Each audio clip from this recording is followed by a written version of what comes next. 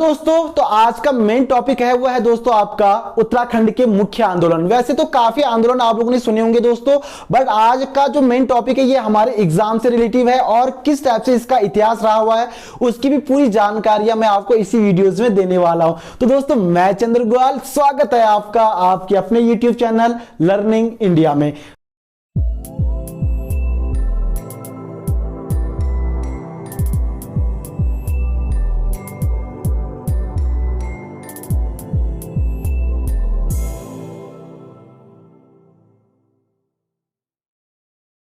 तो दोस्तों सबसे पहले मैं आपको एक बात बताता हूं, यहां पे सबसे पहले एक बार क्लियर करना आपने, जैसे कि आपको पता होगा कि उत्तराखंड सरकार ने अभी हमारे कई सारी विज्ञप्ति जारी कर रखे हैं। अगर आपने वह विज्ञप्ति अगर नहीं देखा है दोस्तों या उसकी जानकारी आपने नहीं ली है तो दोस्तों जल्दी से आप डिस्क्रिप्शन बॉक्स में जाइएगा, वहां पे हमने उसका लिंक दिया हुआ है और उसकी सारी जानकारी आपको उस वीडियोज में क्लियर हो जाएंगी। तो यहां पे ध्यान दीजिएगा, सबसे पहले हम सिर्फ एग्जाम से रिलेटिव यानी कि एग्जाम से रिलेटिव जो टॉपिक है जो हमसे बार बार एग्जाम में पूछे जाते हैं उन्हीं को यहां पे हम क्लियर करते हुए लेके चल रहे हैं दोस्तों, ताकि आपको हर चीज क्या हो यहां पे क्लियर हो। तो देखिएगा दोस्तों, सबसे पहले मैंने यहां पे लिखा रखा है उत्तराखंड के मुख्य आंदोलन। अब आंदोलन थे क्या, देखिएगा वैसे तो राज्य पृथक आंदोलन भी काफी सारे हुए दोस्तों, उसके बाद 1857 के बाद भी काफी सारे आंदोलन हुए, लेकिन जो मुख्य आंदोलन थे जिससे हमारे एग्जाम में पूछे जाते हैं दोस्तों उसी क्वेश्चन को हम यहां पे डिस्कस करेंगे। और जहां पे आपको कंफ्यूज होगा आप हमें कमेंट बॉक्स में जरूर बताइएगा ताकि मैं आपको इसी टाइप से क्वेश्चन यहां पे क्लियर करा सकूं। तो देखिएगा दोस्तों, सबसे पहला टॉपिक क्या है, देखिएगा पहला पॉइंट है हमारे पास कुली बेगार आंदोलन। ध्यान दीजिएगा, कुली बेगार आंदोलन ये आप लोगों ने सुना भी होगा, लेकिन मैं यहां पे आपको बताना चाह रहा हूं कि इसका इतिहास रहा क्या हुआ है और ये था क्या। सबसे पहले पॉइंट क्लियर करते हैं। कुली बेगार आंदोलन दोस्तों ये चंद वंशों के अकॉर्डिंग चला हुआ था। जैसे कि आपको पता होगा कि हमारे उत्तराखंड में कुमाऊं में चंद वंश का जो शासन चला था दोस्तों, उस समय चला था ये कुली बेगार आंदोलन। उस समय एक प्रथा चलती थी यानी कि प्रधान प्रथा जो आज भी हमारे उत्तराखंड में देखी जाती है गांव घरों में, यानी कि ग्रामीण का जो मुखिया माना जाता है प्रधानों को। तो उस समय चंद शासकों ने ये प्रधानों की शुरुआत की थी, यानी कि प्रधान व्यवस्था शुरुआत की थी। तो इस समय हमारे यहां क्या कुली बेगार आंदोलन यानी कि कुली की जो कुली बेगार प्रथा थी उसकी क्या हो चुकी थी, शुरुआत हुई थी दोस्तों। ये तो चला कब तक, गोरखा शासनों के द्वारा तक, मतलब गोरखा शासन तक। और जब ये गोरखा शासन के बाद जब अंग्रेजों ने यहां पे शासन करना स्टार्ट किया तो उसके बाद इसने काफी भयानक रूप ले लिया। रूप क्या ले लिया ये भी मैं आपको बता दूं कि उस समय होता क्या था दोस्तों कि पहले गांव होता था, छोटे छोटे गांव हुआ करते थे, कस्बे हुआ करते थे। तो वहां का जो सबसे बड़ा मुखिया होता था या तो प्रधान होता था, उसके बाद फिर पटवारी होता था, या वहां के जो पंचायत क्षेत्र होते थे वो मुखिया होते थे। तो वो लोग क्या करते थे दोस्तों कि एक रजिस्टर बनाते थे और उसमें जितने भी ग्रामीण जो व्यक्ति होते थे उनका नाम लिखा जाता था उसमें। और वह अंग्रेजों के द्वारा यानी कि जो अंग्रेज के जो बड़े पदाधिकारी आते थे उनका सामान ढोना या उनसे उनका कोई भी काम करना या अंदरूनी काम करना या बाहर का काम करना, जो भी काम करवाना होता था वो कुली बेगार के अंतर्गत क्या किया जाता था तो दोस्तों कराया जाता था। पहला पॉइंट तो आपको ये क्लियर होना है।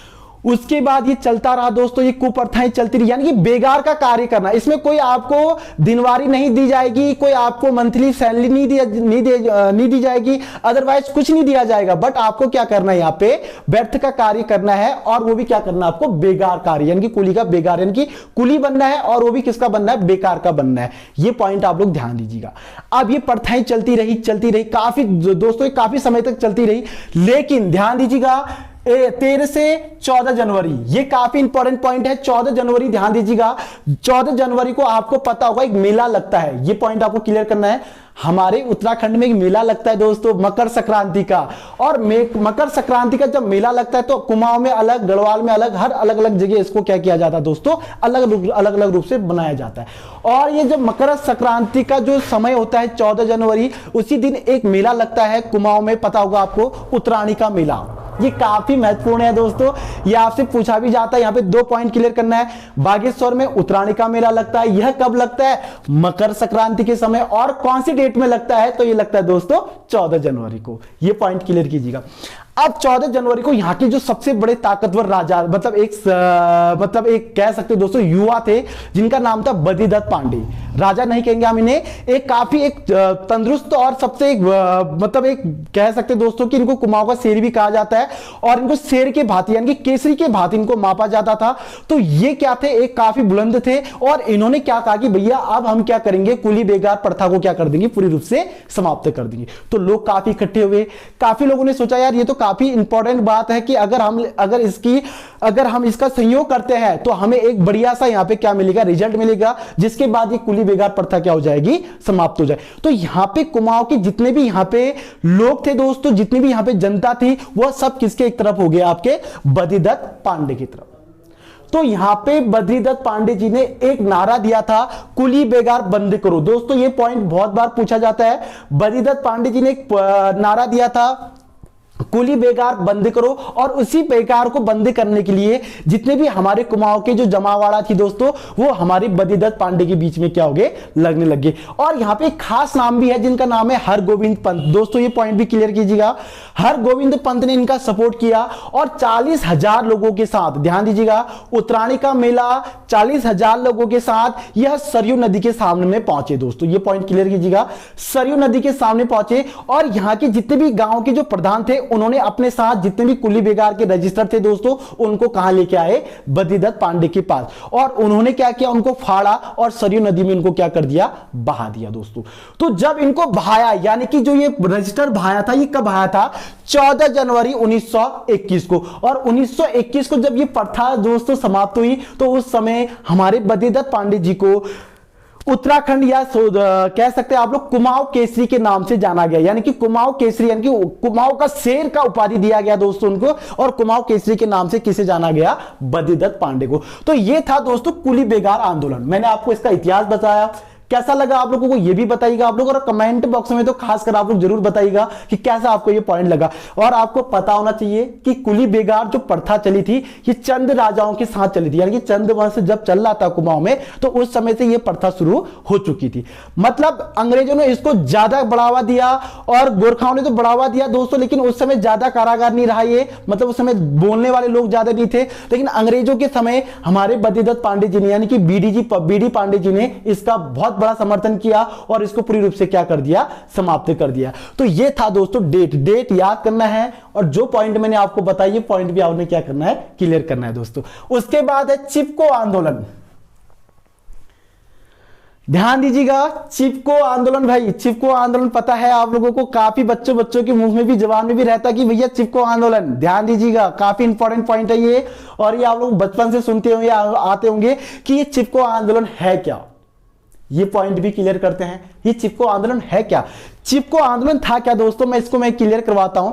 1930 में एक एक्ट पारित हुआ था। वैसे तो बात करें तो 1927 में ये एक अधिनियम जारी किया गया था अंग्रेजों द्वारा, बट उसको जो लागू किया गया था वो 1930 में किया गया था, वन अधिनियम। ध्यान दीजिएगा, वन अधिनियम 1930 में इसको जब लागू किया, तो इसका जो अधिनियम यानी कि जो कानून बनाया गया था, वो सबसे ज्यादा खिलाफ किसके थे, जो गांव घरों में रहते हैं या जंगलों में जो निवास करते हैं, उनके ये सबसे ज्यादा क्या था दोस्तों, खिलाफ था। कौन, चिपको आंदोलन के अकॉर्डिंग मैं बात करूं यहां पे, वन अधिनियम 1927 या 1930, 1927 में जारी हुआ और 1930 में इसको क्या कर दिया गया दोस्तों, लागू कर दिया गया। लेकिन ये खिलाफ किसके था, ये था ग्रामीण क्षेत्रों के बहुत खिलाफ। अब होता क्या है, 1974 में एक नाम आप लोगों ने सुना होगा दोस्तों, गौरा देवी। ध्यान दीजिएगा, ये काफी महत्वपूर्ण नाम है। इन्होंने इस आंदोलन को सबसे ज्यादा बढ़ावा दिया और इनका जो मुख्य कारण, जो मुख्य रूप दिया दोस्तों, वह गौरा देवी ने ही दिया था। ये पॉइंट क्लियर कीजिएगा।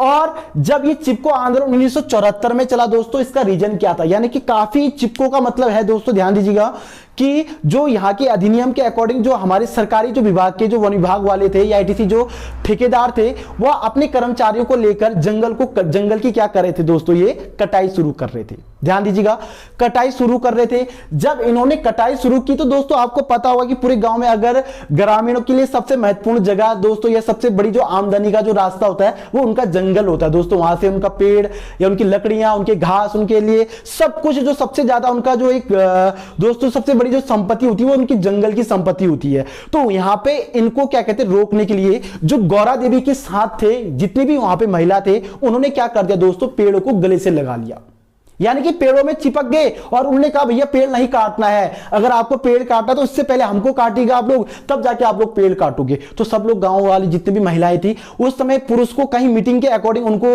दूसरी जगह बुलाया गया था, तो वहां पे पुरुष नहीं थे दोस्तों, ओनली फॉर कौन थी, वहां पे महिलाएं थी। तो महिलाओं को क्या, महिलाओं ने एक तरकीब निकाली और वो सारे पेड़ के साथ क्या हो गए, लिपट गए दोस्तों। अब वहां पे ठेकेदार कहे भैया इनको काटे कैसे, ये तो महिलाएं चिपक गई हैं, अब काटना कैसे इसको। तो उन्होंने कहा भैया नहीं काटो इसको क्या करो, थोड़ा सा इनको समझाओ और इनको मीटिंग में बिठा लो और इनसे बातें करो और इनको समझौता करने के साथ फिर हम इसको पेड़ को क्या करेंगे, काटेंगे। लेकिन यहां पे गोरा देवी बिल्कुल टस से मस नहीं हुई दोस्तों, और उन्होंने इस आंदोलन का एक इस रूप को क्या कर दिया, बढ़ावा दे दिया और यह आंदोलन के रूप में क्या हो गया, परिवर्तन हो गया। और सबसे बड़ी बात यह रही कि हमारे भारत के साथ साथ यह विश्व में भी काफी विख्यात रहा और काफी जगह इनकी आलोचना हुई, तब जाके गोरा देवी का एक नाम बड़ा रहा दोस्तों, और इन्होंने पूरी रूप से क्या कर दिया, इस आंदोलन को जारी कर दिया। और 1974 में एक नारा था दोस्तों, ध्यान दीजिएगा, क्या है जंगल के उपकार, ध्यान दीजिएगा, क्या है इस जंगल के उपकार, मिट्टी, पानी और बयार, जिंदा रहने के आधार। बहुत बड़ा दोस्तों एक वाक्य था ये, अगर इस वाक्य को हम पढ़े तो ये काफी इंपॉर्टेंट वाक्य है कि भाई जंगल ध्यान दीजिए, क्या है इस जंगल के उपकार, मिट्टी, पानी और बयार, जिंदा रहने के आधार। तो इसी पॉइंट के साथ चिपको आंदोलन की शुरुआत हुई और इसको विश्व विख्यात में पहुंचाने का जो सबसे मेन कार्य किया दोस्तों, वो थे दोस्तों, मैं आपको बता दूं, सुंदर लाल बहुगुणा और दूसरे थे दोस्तों आपके चांडी प्रसाद भट्ट। ध्यान दीजिएगा, दो लोगों ने इस आंदोलन को पूरे विश्व में या भारत में जो विख्यात किया था वो दो व्यक्ति थे, एक थे सुंदर लाल बहुगुणा और दूसरे थे चंडी प्रसाद भट्ट। ध्यान दीजिएगा, जो सुंदरलाल बहुगुणा जी थे, इन्होंने एक नारा और दिया था, हिमालय बचाओ देश बचेगा। दोस्तों ये काफी एक रियलिटीज है और ये अच्छी बात भी है दोस्तों, और ये काफी हकीकत बात है। जब तक एक व्यक्ति के लिए, ध्यान दीजिएगा, अगर एक हमको गांव बसाना है, कस्बा बसाना है या ईटीसी, हमको पृथ्वी में एक अच्छी सी अगर वायु को या ऑक्सीजन को अगर हमें पाना है, तो दोस्तों उसके लिए सबसे महत्वपूर्ण क्या हमारे लिए, हिमालय या हमारे वन। ध्यान दीजिएगा, हमारे हिमालय या हमारे वन हमारे लिए काफी महत्वपूर्ण है और इसी के अकॉर्डिंग इन्होंने नारा दिया था, हिमालय बचाओ देश बचेगा। तो यह किसने दिया था, आपके सुंदरलाल बहुगुणा जी ने। यह पॉइंट भी क्लियर कीजिएगा। और इसी आंदोलन के कारण चांडी प्रसाद भट्ट जी को रैमन मैग्सेस पुरस्कार से 1981 में नवाजा गया था। दोस्तों ध्यान दीजिएगा, 1981 में चांडी प्रसाद भट्ट जी को यहां पे क्या दिया गया था, रैमन मैग्सेस पुरस्कार। यह भी आप लोगों के लिए काफी महत्वपूर्ण है और इसको आप लोग जरूर से याद कीजिएगा ताकि आपको क्लियर हो। उसके बाद है दोस्तों मैती आंदोलन। ध्यान दीजिएगा, ये भी काफी महत्वपूर्ण है। मैती आंदोलन है क्या भाई, सबसे पहले किसको क्लियर करते हैं कि मैती आंदोलन क्या है। मैती आंदोलन है दोस्तों मैती का मतलब हो गया मैथ, यानी कि माइका।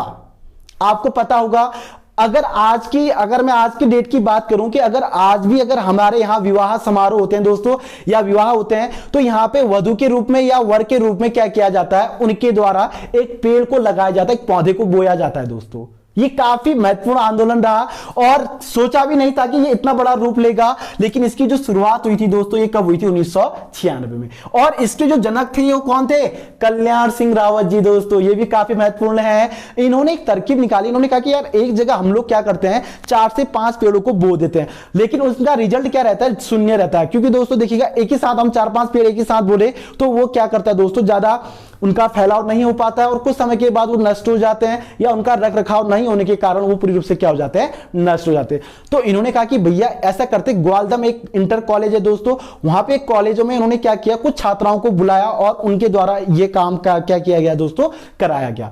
जब यह काम कराया गया तो धीरे धीरे ये बढ़ने लगा और बढ़ने के साथ साथ 1996 में इसने पूरी रूप से क्या कर लिया दोस्तों, एक भयावह रूप ले लिया। और गढ़वाल के अकॉर्डिंग जितने भी यहां पे शादी समारोह हुए यानी कि विवाह समारोह हुए, वहां पर एक एक पेड़ लगाने की इन्होंने क्या की दोस्तों, अपील की। और ये दशा आज भी हमारे कल्चर में देखी जाती है दोस्तों, हमारे समाज में देखी जाती है कि जब शादी होती है तो लड़की के द्वारा जब वो मायके जाती तो वहां पे क्या किया जाता है दोस्तों, एक पेड़ लगा जाए, यानी कि अपने मायके में उसको अपने एक पेड़ को भी क्या मानना है दोस्तों, मायका मानना है। जैसे वो अपने माँ बापों को छोड़ती है तो वैसे वो अपने एक पेड़ को लगा के वहां पे छोड़ी, पौधे को लगा के छोड़ेगी, ताकि उसको भी वो क्या करे, जब भी आए हो तो उसकी देख रेख करे या उसके बारे में पूछे। तो ये दोस्तों एक काफी महत्वपूर्ण आंदोलन था और ये आप लोगों से पूछा भी जाता है कि मैती आंदोलन किससे संबंधित था। तो ये पेड़ बचाने से यानी कि पौधे लगाने से या पेड़ों को लगाने से ये क्या था दोस्तों, संबंधित था। और इसके जो जनक थे इनका नाम क्या है, कल्याण सिंह रावत। पॉइंट क्लियर कीजिएगा, कल्याण सिंह रावत जी इनके क्या है दोस्तों, जनक है। उसके बाद है टिहरी राज्य आंदोलन। ध्यान दीजिएगा, टिहरी राज्य आंदोलन यह चला दोस्तों 1939 में। ये आपको पता होगा उत्तराखंड के सबसे भावुक व्यक्ति और जिन्होंने उत्तराखंड के पृथक राज्य आंदोलन की जो शुरुआत की थी, श्रीदेव सुमन जी। ध्यान दीजिएगा, श्रीदेव सुमन जी ने इस आंदोलन की क्या की है दोस्तों, शुरुआत की है। और इसी के अकॉर्डिंग जो इन्होंने काफी महत्वपूर्ण इन्होंने दोस्तों संघर्ष किया, 44 दिन ये भूखे रहे, 1944 में इनकी डेथ हुई और 1949 में यह आंदोलन पूरी रूप से क्या हुआ दोस्तों, साकार हुआ, जिसके कारण 1949 में टिहरी आंदोलन को क्या बना दिया गया दोस्तों, एक के रूप में इनको क्या बना दिया गया, जिला बना दिया गया। पहले आपको पता होगा टिहरी एक रियासत के अंतर्गत गिना जाता था, तो टिहरी रियासत को हटाकर 1949 में इसे भारत का एक जिला घोषित कर दिया गया दोस्तों। यह नतीजा था आपका टिहरी राज्य आंदोलन का। ये पॉइंट भी क्लियर करना है। उसके बाद डोला पालकी आंदोलन। दोस्तों ये भी काफी महत्वपूर्ण आंदोलन है और ये तो काफी एक शर्मनाक बात थी हमारे उत्तराखंड के लिए या हमारे कुमाऊं वासियों के लिए, हमारे गढ़वाल वासियों के लिए, जब ये डोला पालकी आंदोलन चला। दोस्तों ये था शिल्पकारों से, यानी कि जो हमारे शिल्पकार होते थे उनकी अगर शादी समारोह होता था उनका या कोई विवाह होता था तो उनके दुल्हा और दुल्हन को डोली में नहीं बिठाला जाता था दोस्तों। ये काफी एक बहुत गलत बात है दोस्तों ये, या ये कभी शर्मनाक बात है कि ये आंदोलन 1930 में चला और हरगोविंद पंत जी ने इसको क्या किया दोस्तों, समाप्त किया। हरगोविंद था दोस्तों, कुछ नाम था उनका, उन्होंने इसको क्या किया, समाप्त किया। तो ये भी आप लोग इसको क्या कीजिएगा, याद कीजिएगा। तो दोस्तों ये थे हमारे पास 4 से 5 पॉइंट जो मैंने आपको आंदोलन की पूरी जानकारियां, पूरी हिस्ट्री यहां पे क्लियर कराई। अगर आपको ये वीडियो पसंद आया हो या ये वीडियो आपको समझ में आया हो तो दोस्तों जल्दी से वीडियो को लाइक कीजिएगा, साथ में चैनल को सब्सक्राइब कीजिएगा, क्योंकि ऐसी वीडियोस में आपको यहां पे क्लियर कराते हुए लेके चलूंगा। जय हिंद, जय भारत, जय उत्तराखंड।